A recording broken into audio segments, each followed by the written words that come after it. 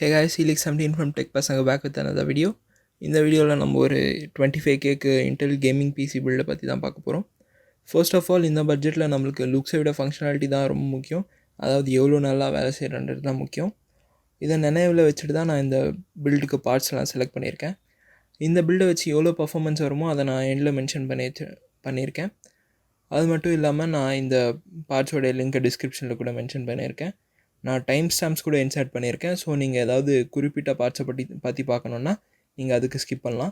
இதை தவிர இன்னொன்று என்னென்னா, இந்த டைமில் ப்ரைஸஸ்லாம் வந்து கொஞ்சம் இன்க்ரீஸ் ஆகிருக்கு. அதனால் இந்த நேரத்தில் உங்களுக்கு தேவையாக இருந்தால் மட்டும்தான் பிசி பில்ட் பண்ணணும். நீங்கள் கேமிங்க்கு இல்லாமல் நார்மலாக யூஸ் பண்ணுறதுக்காக பிசி பில்ட் பண்ணணும்னு பார்த்தீங்கன்னா, ப்ரைஸ் கம்மியாக இருக்கிறதுலே பெட்டராக பில்ட் நான் வந்து டிஸ்கிரிப்ஷனில் மென்ஷன் பண்ணியிருக்கேன். இது வந்து மோஸ்ட்லி கேமிங் ஃபோக்கஸ்டான பில்டு தான். நான் 20Kக்கு ஆல்ரெடி ஒரு பில்ட் கைட் பண்ணியிருக்கேன். நீங்கள் அந்த டிஸ்கிரிப்ஷனில் போய் பாருங்கள். அது வந்து நீங்கள் நார்மல் யூசேஜ்க்காக கூட பண்ணிக்கலாம். அது பெட்டர் இதை விட. ஸோ எல்லாம் சொல்லி முடிச்சாச்சு. நம்ம இப்போது வீடியோக்குள்ளே போகலாம்.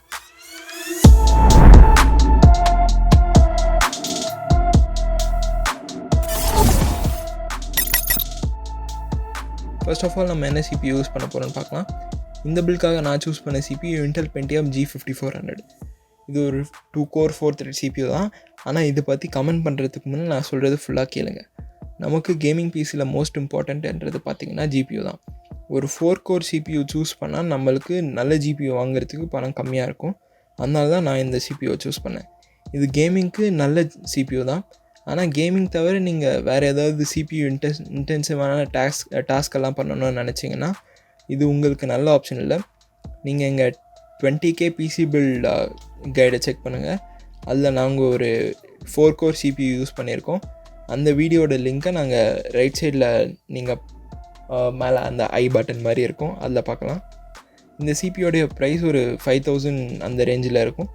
நான் இந்த வீடியோ பண்ணும்போது அது 4.8Kல இருந்தது.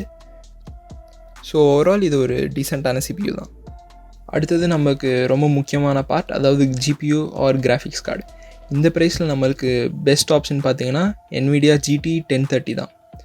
இது மோஸ்ட்லி நீங்கள் 6000லேருந்து 7000 ருபீஸ் ரேஞ்சில் பார்க்கலாம். பேசிவ் கூலிங் இருக்கிற கிராஃபிக்ஸ் கார்டு வாங்காதீங்க. அது ஒரு முக்கியமான விஷயம். நீங்கள் இந்த கிராஃபிக்ஸ் கார்டு வாங்கும்போது இன்னொன்று என்ன செக் பண்ணணும்னா, இது GDDR5 பார்த்து வாங்கணும். ஏன்னா இதுலேயே DDR4 வெர்ஷன் இருக்குது. அது வந்து இதை விட ரொம்ப கேவலமாக பர்ஃபார்ம் பண்ணோம். அது வாங்காதீங்க. அது ஒரு ஸ்கேம் கிராஃபிக்ஸ் கார்டு அப்படின்னு கூட சொல்லலாம். இதை விட ரொம்ப கம்மியான பர்ஃபார்மன்ஸ் தரும்.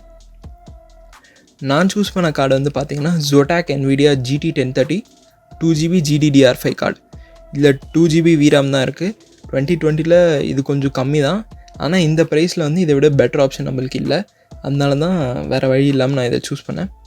இதோடைய விலை 6500 ரூபா. மொத்தத்தில் இது டீசெண்டான GPU. அடுத்தது மதர்போர்டு. இன்டெல் CPU சூஸ் பண்ணுறதுலேயே ஒரு பெரிய பிரச்சனைன்னு பார்த்தீங்கன்னா இதுதான். நம்ம இந்த 2 core CPUக்கு எவ்வளோ செலவு பண்ணுறோமோ அவ்வளோ நம்ம அந்த மதர்போர்டுக்காகவும் செலவு பண்ணி ஆகணும். நம்ம CPU H310, B360, H370 மற்றும் Z370 சிப்செட் சப்போர்ட் பண்ணோம். ஆனால் நம்ம பட்ஜெட்டுக்கு ஒரு H310 மதர்போர்டு தான் சரியாக இருக்கும். அதுவும் முடிஞ்ச அளவுக்கு விலை கம்மியான மதர்போர்டாக தான் நான் சூஸ் பண்ணியிருக்கேன். நான் சூஸ் பண்ண மதர்போர்டு பார்த்தீங்கன்னா MSI H310 Pro VH+. இது ஒரு மைக்ரோ ATX மதர்போர்டு. இதில் 2 DDR4 RAM ஸ்லாட்ஸ் இருக்குது. இது மேக்ஸிமம் 2666 MHz வரைக்கும் சப்போர்ட் பண்ணும். 32GB தான் மேக்ஸிமம் இன்சர்ட் பண்ண முடியும். 2 PCIe 2.0 ஸ்லாட்ஸ் இருக்குது. ஒரு PCIe 3.0 ஸ்லாட் இருக்குது. 4 SATA 6GB/s இருக்குது. 4 USB 3.1 Gen 1 போர்ட்ஸ், 2 மட்டும்தான் பேக் பேனலில் இருக்குது. அது மட்டும் இல்லாமல் 6 USB 2.0 போர்ட்ஸ் இருக்குது. 4 மட்டும்தான் பேக் பேனலில் இருக்குது. இது மேக்ஸிமம் வந்து பார்த்திங்கன்னா 2048x1280 ரெசல்யூஷனில் 60Hz சப்போர்ட் பண்ணும்.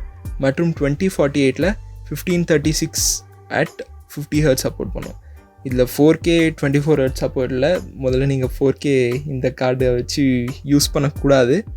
ஸோ இது ஓகே தான் சொல்லலாம். இதோடைய ப்ரைஸ் 4200 அந்த மார்க்கில் இருக்கும். அடுத்தது பார்த்திங்கன்னா ரேம். நமக்கு 2020ல் மினிமம் 8GB ரேம் தேவை. அதனால நான் Corsair Vengeance 8GB DDR4 2400 MHz RAM choose பண்ணேன். நமக்கு CPU மேக்ஸிமம் 2400 MHz தான் சப்போர்ட் பண்ணோம். அதனால தான் நான் இதை தேர்ந்தெடுத்தேன். நீங்கள் ஃப்யூச்சரில் வேணும்னா இன்னொரு 8GB வாங்கி யூஸ் பண்ணலாம். ஏன்னா நம்ம மதர் போர்டில் இன்னொரு ஃப்ரீ ஸ்லாட் இருக்குது. நம்ம சிங்கிள் சேனல் தான் யூஸ் பண்ணுறோம், அதனால் பெர்ஃபார்மன்ஸ் கொஞ்சம் கம்மியாக இருக்கலாம். ஆனால் ரைசன் சிபியூஸில் தான் பயங்கரமாக வந்து பெர்ஃபார்மன்ஸில் ஒரு ஹிட் இருக்கும் சிங்கிள் சேனல் யூஸ் பண்ணால். இன்டெல் சிபியூஸில் அவ்வளோவா டிஃப்ரென்ஸ் இருக்காதுன்னு சொல்லலாம், ஆனால் கண்டிப்பாக ஒரு டிஃப்ரென்ஸ் இருக்கும் சிங்கிள் சேனல் யூஸ் பண்ணுறதுனால. ஸோ இது ஓகே தான் அப்படின்னு சொல்லலாம். 2400 MHz தான் மேக்ஸிமம், நம்ம அவ்வளோ சூஸ் பண்ணிட்டோம். நம்மளுக்கு ஃப்யூச்சரில் ஒரு அப்கிரேட் பார்த்துருக்கு, அதனால இது கொஞ்சம் டீசெண்டான ஆப்ஷன் தான். அடுத்தது நம்மளுக்கு ஸ்டோரேஜ் வந்து ஒரு பெரிய பிரச்சனை. உங்கள் பட்ஜெட் கொஞ்சம் எக்ஸ்டெண்ட் பண்ண முடிஞ்சால் நான் ஒரு 240GB SSD ஒரு 3000 ரூபாய்க்கு அப்படி இருந்தால் அதை வாங்க சொல்லுவேன். இல்லைன்னா 120GB SSD ஒரு 2200 ரூபாய்க்கு வாங்கலாம். இதில் பிரச்சனை என்னென்னு பார்த்தீங்கன்னா, இப்போ வர கேம்ஸ் எல்லாமே அதிகமாக ஸ்பேஸ் எடுத்துக்குது. ஃபார் எக்ஸாம்பிள் GTA 5 எடுத்துக்கோங்க. GTA 5 இப்போ வந்த கேம் கூட இல்லை, ஆனால் அது வந்து அப்படியே உங்கள் SSDலேருந்து 90GB தூக்கி போட்டு சாப்பிட்ரும். 120GB SSD வாங்கினாலாம் உங்களுக்கு விண்டோஸ் இன்ஸ்டால் பண்ணோடனே உங்களுக்கு 90GB அந்த கேம் இன்ஸ்டால் பண்ணாலே அவர் தான் ஃபுல் ஆகிடும். SSDயை ஃபுல்லாக நீங்கள் ஸ்டோர் பண்ணி வச்சுக்கிறதும் வந்து நாட் ரெக்கமெண்டட். ஏன்னா SSD அதிகமாக ஸ்டோர் பண்ணி வச்சிங்கன்னா ட்ரான்ஸ்ஃபர் பண்ணுறதுக்கு அதாவது அதோட டூரபிலிட்டி வந்து கொஞ்சம் ரெடியூஸ் ஆகிடும். எவ்வளோ ஸ்பேஸ் கம்மியாக இருக்கோ அவ்வளோ வந்து உங்களுடைய SSDயோடைய லைஃப் வந்து கம்மியாகும்னு சொல்லலாம். ஸோ நான் வந்து 240GB மினிமம் ரெக்கமெண்ட் பண்ணுவேன். அப்படி இல்லைன்னா ஒரு 3000 ரூபாய்க்கு நீங்கள் ஒரு 1TB HDD வாங்கிக்கலாம். அண்ட் HDD வாங்கும்போது, அதாவது ஹார்ட் டிஸ்க் வாங்கும்போது நீங்கள் நோட் பண்ணணும், அது என்னென்னா அது 5400 RPM இல்லாமல் 7200 RPMல இருக்கான்னு பார்த்துக்கோங்க. ஏன்னா 5400 RPM வாங்கினா வந்து ரொம்ப ஸ்லோவாக இருக்கும். ஒரு மாடர்ன் சிஸ்டமில் 5400 RPM யூஸ் பண்ணுறது நாட் ரெக்கமெண்டட். அடுத்தது நம்ம கேபினெட் அல்லது கேஸ் செலக்ட் பண்ணணும். இந்த ப்ரைஸில் நமக்கு லுக்ஸை விட மினிமம் ஃபங்க்ஷனாலிட்டி தான் ரொம்ப முக்கியம். அதனால தான் நான் சர்க்கிள் டிசைர் D1 கேஸை சூஸ் பண்ணேன். இதில் அட்வான்டேஜ் என்னென்னு பார்த்தீங்கன்னா, நம்மளுக்கு ஒரு 400 வாட் பவர் சப்ளை இதுலேயே இன்சர்ட் பண்ணி தந்துருக்காங்க. பவர் சப்ளைன்றது ரொம்ப முக்கியம். ஏன்னா நம்ம மொத்த பிசியும் அதை நம்பி தான் இருக்குது. அதனால இதில் கம்மியாக செலவு பண்ணுறது வந்து கூடவே கூடாது. ஆனால் நம்ம பட்ஜெட்டுக்கு இது வந்து தனியாக பவர் சப்ளை வாங்குறது வந்து கொஞ்சம் கஷ்டம்தான்.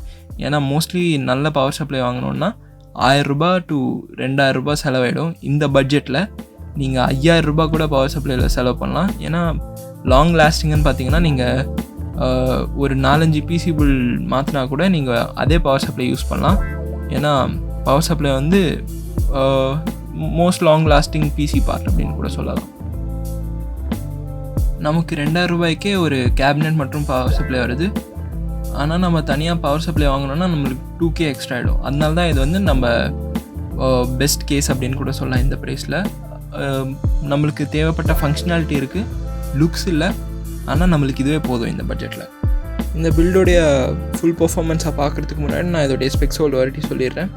Intel Pentium G5400, NVIDIA GT 1030 2GB GDDR5 graphics card, 8GB 2400 MHz RAM, H310M Motherboard, 128GB SSD.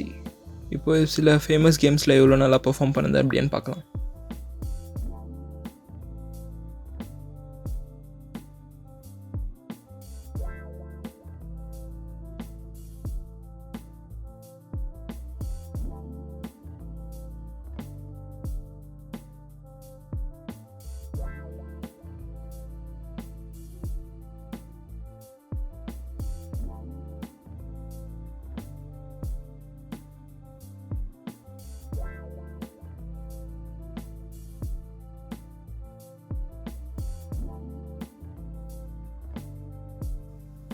ஓவராலாக பார்த்தீங்கன்னா இந்த ப்ரைஸில் வந்து டீசெண்டான பர்ஃபார்மன்ஸ் தான். ஆனால் நீங்கள் ஃப்யூச்சரில் வந்து இன்னொரு ரேம் ஸ்லாட்டில் ஆட் பண்ணிங்கன்னா உங்களுக்கு பெட்டர் பர்ஃபார்மன்ஸ் வரலாம். இந்த பில்ட் பர்ஃபெக்ட் இல்லை. அண்ட் சொல்ல போனால் 90% ஆஃப் த பில்ட்ஸ் வந்து பர்ஃபெக்ட் கிடையாது. இதில் என்ன பிரச்சனைன்னு பார்த்தீங்கன்னா, நம்ம மோஸ்ட்லி வந்து பேர் மினிமம் பார்ட்ஸ் தான் சூஸ் பண்ணியிருக்கோம். ஸோ ஏதாவது இஷ்யூஸ் வர்றதுக்கான சான்ஸ் இருக்குது. அது மட்டும் இல்லாமல் இதில் பெரிய பிரச்சனை பார்த்தீங்கன்னா, நம்ம ஸ்டாக் கூலர் யூஸ் பண்ணியிருக்கோம். ஸ்டாக் CPU கூலர் வந்து இன்டெல் தர ஸ்டாக் CPU கூலர் வந்து ரொம்ப மோசமாக இருக்கும். டெம்பரேச்சர்ஸ்லாம் அதிகமாக இருக்கும். ஸோ நீங்கள் ஃப்யூச்சரில் முடிஞ்சால் ஒரு ஸ்டாக் கூலர் இல்லாமல் வேறு ஏதாவது CPU கூலர் வாங்கி போட்டால் ஒரு நல்ல விஷயம். பெர்ஃபார்மன்ஸ் கொஞ்சம் இன்க்ரீஸ் ஆகலாம். நம்ம அது மட்டும் இல்லாமல் எக்ஸ்ட்ரா கூலிங் எதுவும் ப்ரொவைட் பண்ணல. அதனால் டெம்பரேச்சர்ஸ்லாம் கொஞ்சம் அதிகமாக இருக்கலாம். நம்ம முடிஞ்ச அளவுக்கு பெர்ஃபார்மன்ஸ் மேக்ஸிமைஸ் பண்ணியிருக்கோம். இருந்தாலும் நம்மளுக்கு ஃப்யூச்சர் அப்கிரேட் பார்ட்ஸ் எதுவுமே இல்லை. மேக்ஸிமம் நம்ம ஒரு ரேம் ஸ்டிக் எக்ஸ்ட்ரா ஆட் பண்ணலாம். நான் முடிஞ்ச அளவுக்கு எல்லாமே எக்ஸ்பிளைன் பண்ணிட்டேன். இதை தவிர ஏதாவது டிப்ஸ் என்னென்னு நீங்கள் கேட்டிங்கன்னா, முடிஞ்ச அளவுக்கு நீங்கள் பார்ட்ஸை வந்து கம்மியான ப்ரைஸில் வாங்க ட்ரை பண்ணுங்கள். எப்போவுமே ப்ரைஸ் வந்து ஃப்ளக்சுவேட் ஆகிட்டே தான் இருக்கும். அதனால் நீங்கள் ப்ரைஸ் எப்போது கம்மியாக இருக்கோ அப்போ வாங்குறதுக்கு ட்ரை பண்ணுறது தான் பெஸ்ட்டு. இவ்வளோ தான் கைஸ். இந்த மாதிரி இன்னொரு வீடியோவில் அவங்கள சந்திக்கிறேன். உங்களுக்கு ஏதாவது டவுட்ஸ் இருந்தால் கமெண்ட்டில் போடுங்க. நாங்கள் முடிஞ்ச அளவுக்கு ஹெல்ப் பண்ணுறோம். உங்களுக்கு இந்த வீடியோ பிடிச்சிருந்தால் லைக் பண்ணுங்கள், ஷேர் பண்ணுங்கள், சப்ஸ்கிரைப் பண்ணுங்கள் அண்ட் மறக்காமல் பெல் பட்டன் ப்ரெஸ் பண்ணுங்கள். உங்களுடைய ஒப்பீனியனை கமெண்ட்டில் போடுங்க. Felix, I'm signing off. Thank you all. Bye bye. Peace.